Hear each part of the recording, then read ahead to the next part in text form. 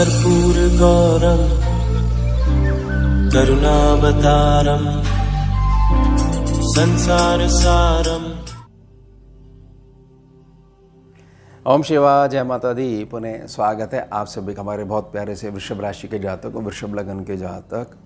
एक प्रबल राजयोग जो है आप सभी के जीवन में छिपे हुए अंधकार जो है उनको हमेशा के लिए ख़त्म करने के लिए आने वाला है।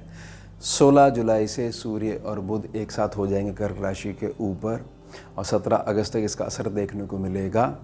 यानी कि कहा जा सकता है पूरे एक महीने तक आपके हर प्रकार के जो कष्ट हैं वह जल के भस्म होते ही रहेंगे। और सूर्य बुध जो है जो आपको सिखाना चाहते हैं वह लेसन अगर आप लर्न कर लेते हो तो समझ लीजिएगा कि जीवन भर की सीख जो है ये आपको दे के चले जाएंगे।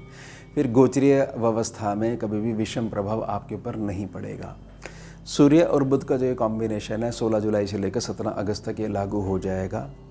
साथ ही साथ समझिएगा कि 9 तारीख से 9 जुलाई से जो अस्त प्रभाव में चल रहे बृहस्पति बाबा हैं यह भी मुक्त हो जाएंगे। यह मुक्त होते ही इनकी दृष्टि जो राहु के ऊपर पड़ रही है वह दृष्टि राहु को बहुत अच्छे से कंट्रोल करने लग जाएगी। साथ ही साथ जो है बृहस्पति बाबा के इम्प्रूव होते ही केतु की जो थोड़ी बहुत बदमाशी चल रही थी, आपके घर के आंतरिक माहौल को जो ख़राब कर रही थी, भौतिकता के जो निर्णय आपको लेने हैं उसके लिए जो उत्तम जो धनराशि का प्रबंध नहीं हो पा रहा था, यानी जो मनपसंद जो चीज़ें जो होनी चाहिए जिनकी बहुत ज़्यादा ज़रूरत है तो वह नहीं हो पा रही थी, कहीं ना कहीं जो है पैसा जुट नहीं पाता था, तो उसमें केतु के कारण जो डाउट बना हुआ था वह बिल्कुल क्लियर कर देंगे बृहस्पति बाबा। साथ ही साथ समझिएगा कि बुध बाबा जो बैठे हुए हैं 18 जुलाई से लेकर फिर 11 अगस्त तक ये वक्री और अस्त प्रभाव में आ जाएंगे। वक्री प्रभाव में होते ही इनकी सीधी जो दृष्टि है यानी वक्री दृष्टि जो है वह दूसरे सेक्शन को इम्प्रूव करेगी, बृहस्पति बाबा को भी सपोर्ट करेगी।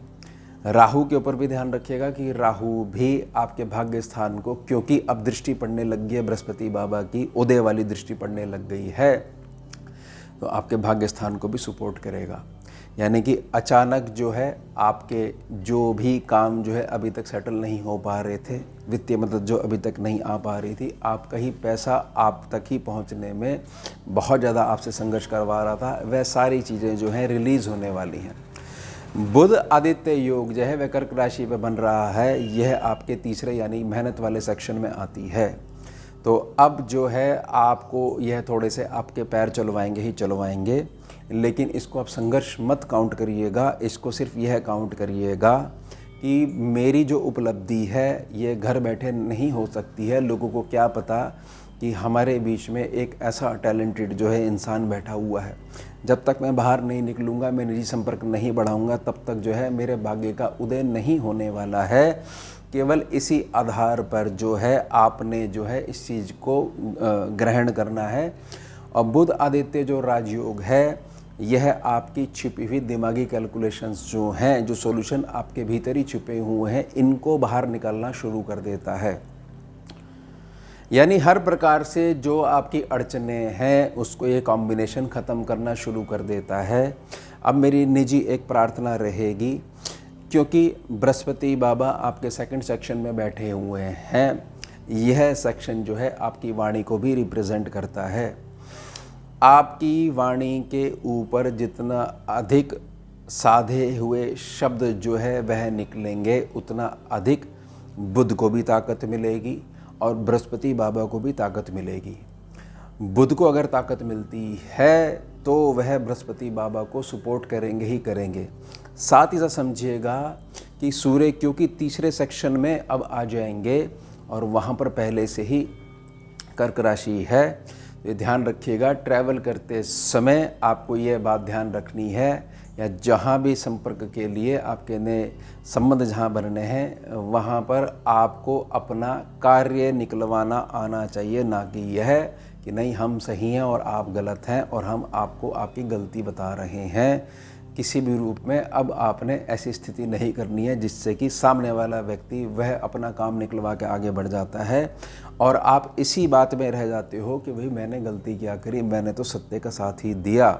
सत्य का साथ तो देना है लेकिन अपने कार्यों को रुकवाना नहीं है, ये बात ध्यान बना के रखिएगा, क्योंकि ऐसी स्थिति हो सकती है। और क्योंकि आपकी जो प्रकृति साफ पसंद है, सही जो है चीज़ें जो है आप पसंद करते हो अपनी निजी ज़िंदगी में, निजी प्रकृति में, तो मेरी निजी प्रार्थना रहेगी, क्योंकि समझिएगा सूर्य और बुध का कॉम्बिनेशन है, तो कहीं ना कहीं सूर्य का तेज प्रबल जो तेज है वह भी आपके मस्तिष्क में भर भर के बाहर निकलेगा, और उसके कारण हो सकता है कि आपके कुछ काम आपकी मीठी वाणी के अभाव में रुक सकते हैं। तो मंद मुस्कुराहट के साथ अपना कार्य निकलवाना आपको आना ही चाहिए। यह भी याद रखिएगा कि बृहस्पति पीछे बैठे हुए हैं जो कि उदय हो चुके हैं, केतु आगे बैठे हुए हैं और सामने जो है राहु बैठे हुए हैं।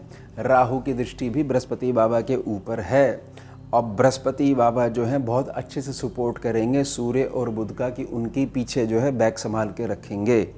तो किसी भी हालत में हमारी जो बरकत की वाली ऊर्जा है वाणी के आधार पर बिल्कुल भी हमने ख़राब नहीं करनी है, ना कि कोई इशू ऐसा लेके आना है कि इतने समय पहले आपने हमारे से शब्द कहे थे और अब जो है हम आपको रिटर्न बैक कर रहे हैं। नहीं, वो उनके कर्म उनके साथ, आपके कर्म आपके साथ। तो निजी प्रार्थना रहेगी 16 जुलाई से लेकर 17 अगस्त तक ये प्रबल राजयोग है, हर प्रकार के कष्टों को ये जलाना शुरू कर देगा।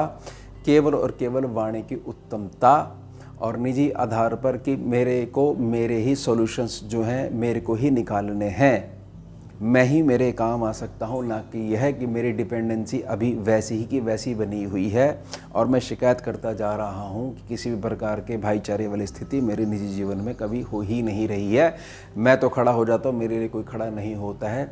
यही लेसन लर्न करवाने के लिए ये कॉम्बिनेशन है अब आपके साथ आ गया है।